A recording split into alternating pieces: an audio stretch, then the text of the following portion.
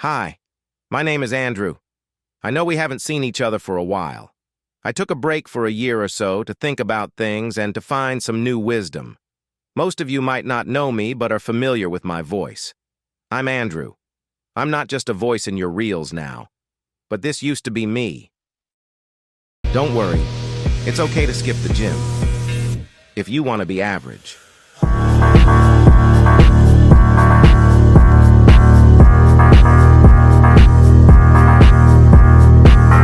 For quite some time, I have been a voice of motivation to many, but for most, a voice of hate, of ruthless judgment and criticism. If I wanted to evade consequences, I would have said I'm just a medium, a tool for articulating a message, but that would be foolish of me. I am a troubled conscience, trying its best to recover from its own missteps. I have been thinking a lot lately about what I've been saying, what lifestyle I've been promoting, and it has been increasingly harder and harder for me to justify myself. For a long time, I have been sharing misogynist, xenophobic, transphobic content, covered up into masculine motivation.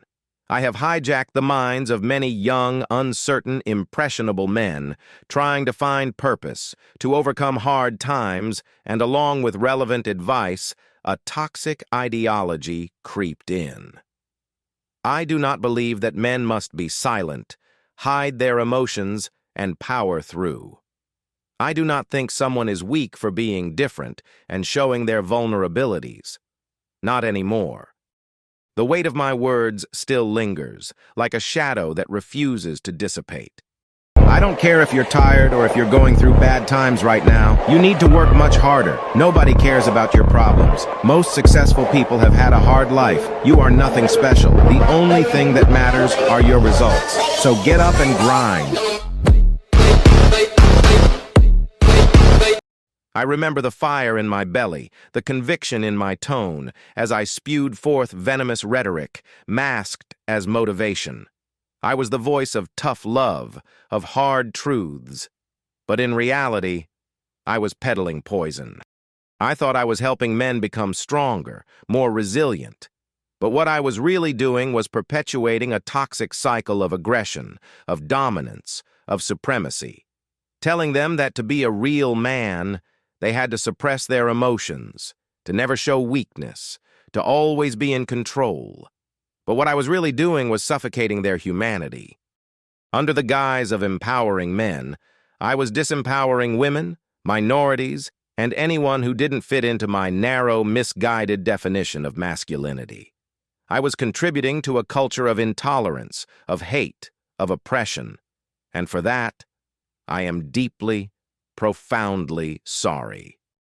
But that's not all. I was also perpetuating a lie that has been sold to us for far too long. The lie that success is solely about achieving wealth, status, and power. The lie that the only way to get ahead is to grind, to hustle, to sacrifice everything else for the sake of success. I was telling men that they had to be willing to do whatever it takes to get to the top, even if it means sacrificing their relationships and their well-being.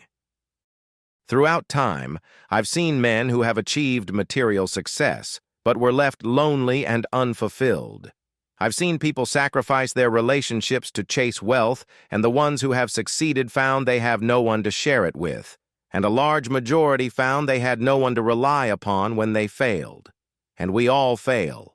Again and again, we fail, and we need the space and the support so that we can grow stronger each time. I've come to realize that relationships need energy, attention, and care. They need nurturing, they need love, and they need compassion.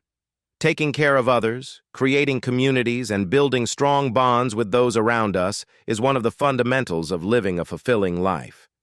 It's not about achieving some arbitrary level of success. It's about living a life that is rich in connection, in love, and in community.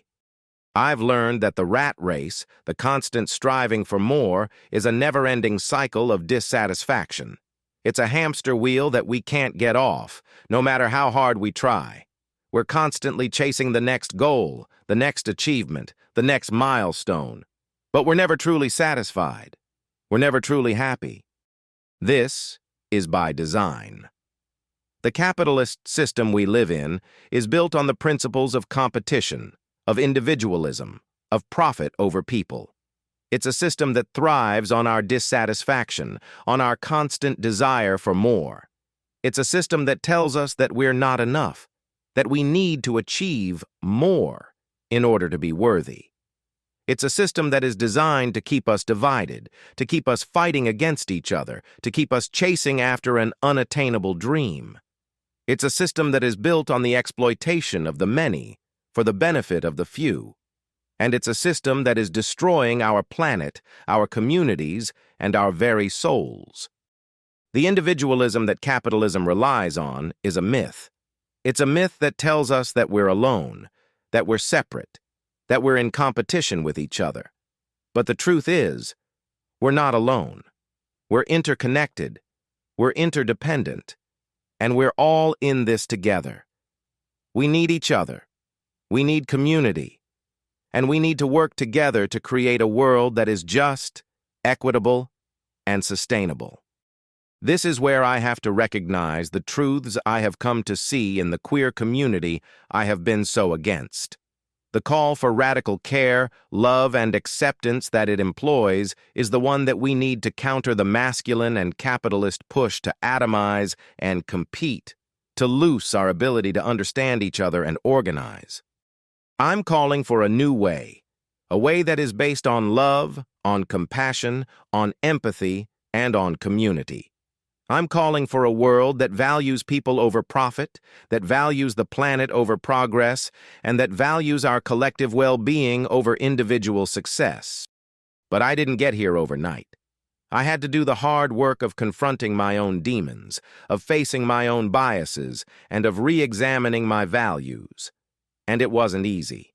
It took a lot of self-reflection and a willingness to listen and learn. Therapy was a game changer for me. It helped me to identify the root causes of my toxic behavior, to work through my emotions, and to develop healthier coping mechanisms. It helped me to become a better version of myself and to find a sense of purpose and meaning that I never thought possible. And that's why I'm excited to partner with BetterHelp, an online therapy platform that's making mental health care more accessible and affordable for everyone. With BetterHelp, you can connect with a licensed therapist from the comfort of your own home at a time that works for you. I know that seeking help can be tough, but trust me, it's worth it.